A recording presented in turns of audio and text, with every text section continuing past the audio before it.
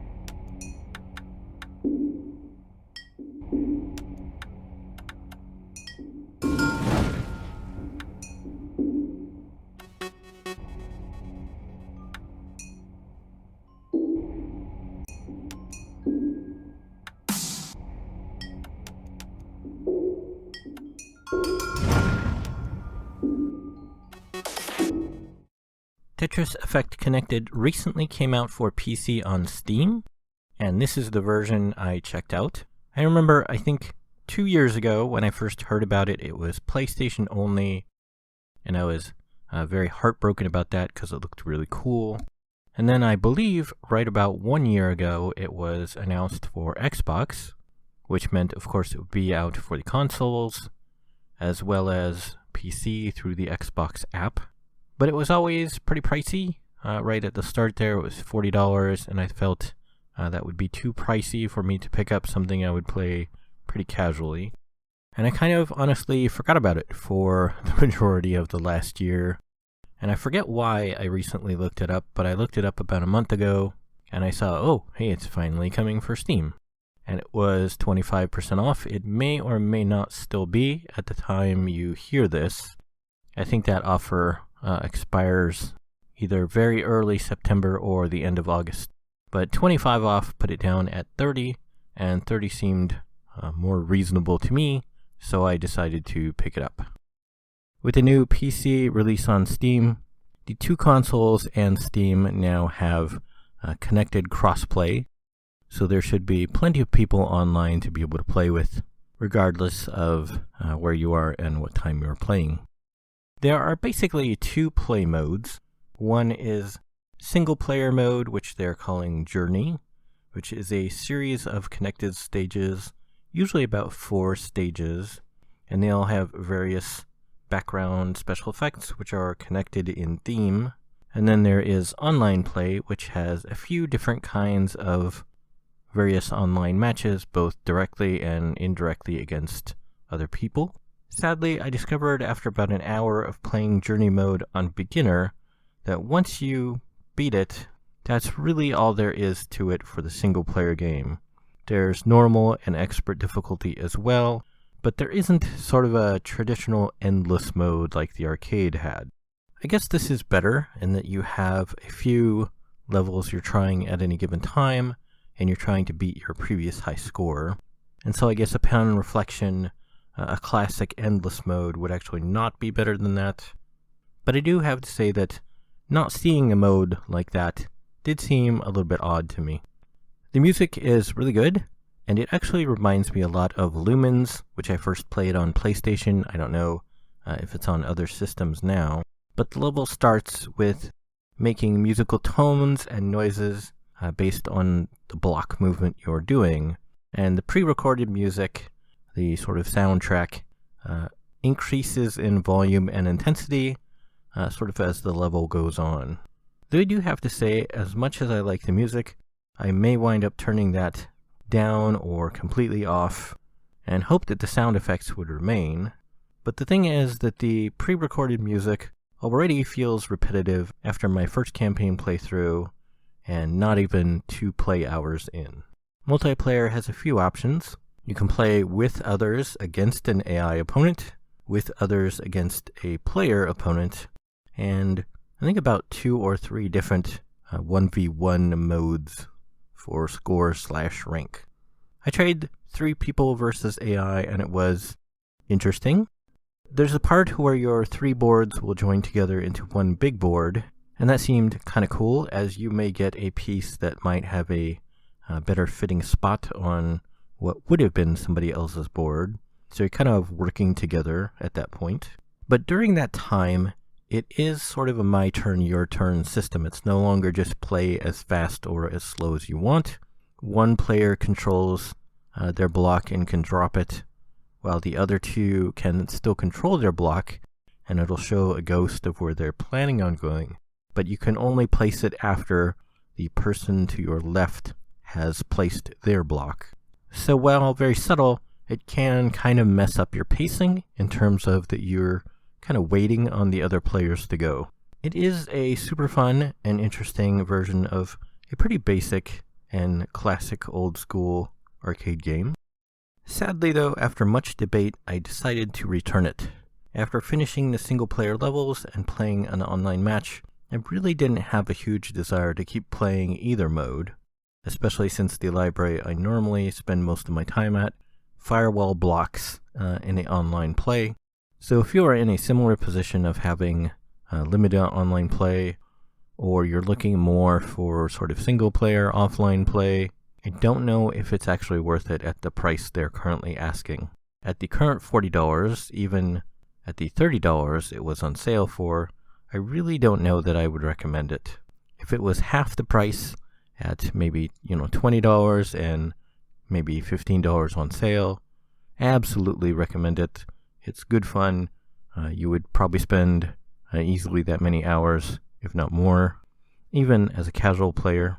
But with what there is in the game currently and the current $40 asking price, I really think that's quite a bit too high for most people. And that's all I have to say about Tetris Effect Connected. From the newsroom.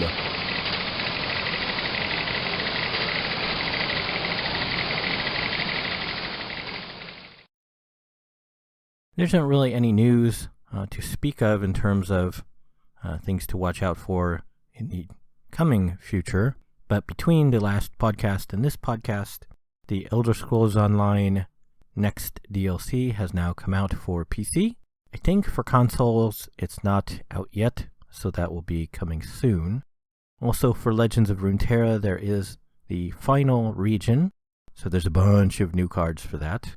And there's also a bunch of new champions for all the other regions, as well as a bunch of other cards to go along with /support/ combo off of those new champions. So quite a lot to check out there if you are into that. That's it for the news.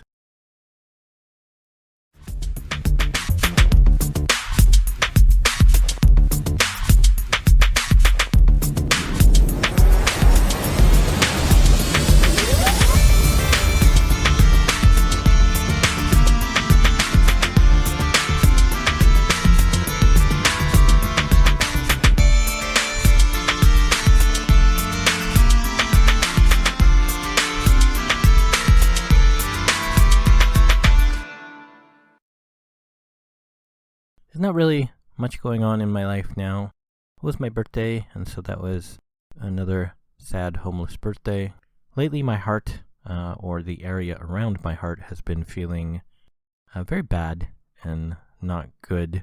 I don't know quite how to describe it. It kind of feels like either there's maybe a lot of congestion around it, or I have GERDS, GERDS, I think it is.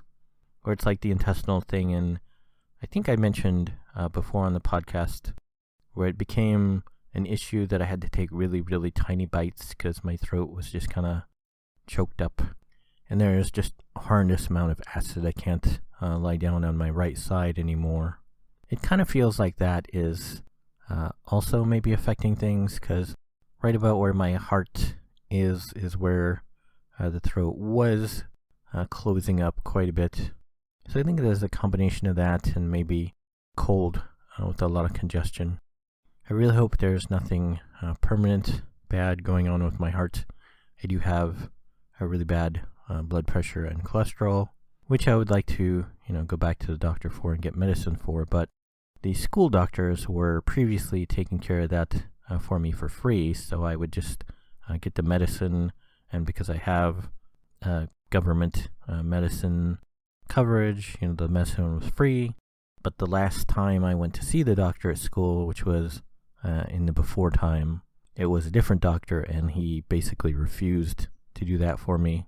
So I'd be looking at probably about $200 a year to try and get the blood work and medicine. So that's much too much to be able to afford right now. So I hope it's something that's just temporary and will go back to being not as bad soon. But I guess things are moderately okay for still being homeless and everything being terrible. And I guess all I can do is try and hang on. I don't know what I'll talk about next time, maybe the ESO or Legends of Runeterra expansions. The only other thing coming soon is New World, which I pre-bought, but that got delayed pretty much right after I recorded my last podcast. So that's not coming till the end of September, which I think would be 2 podcasts from now, would be my guess. So I don't know what I'll talk about next time, but hopefully I'll see everybody in 3 weeks. And hopefully I'll see everybody then. Okay, thanks, bye.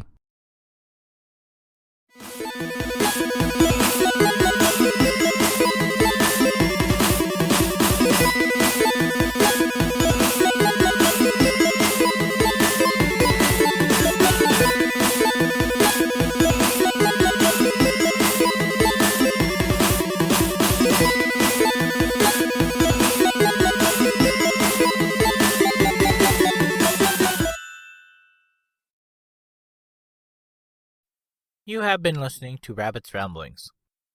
If you would like to see the show notes or feed the bunny by sending a donation, you can find the show website at www.rabbit.com/podcast/rabbitsramblings.html. When you type Rabbit's Ramblings, don't use the space. If you would like to send me an email, you can do so at rabbit@rabbit.com. If you like my page, you can also post on Facebook at rabb1t's. You can follow me on YouTube at rabb1t's.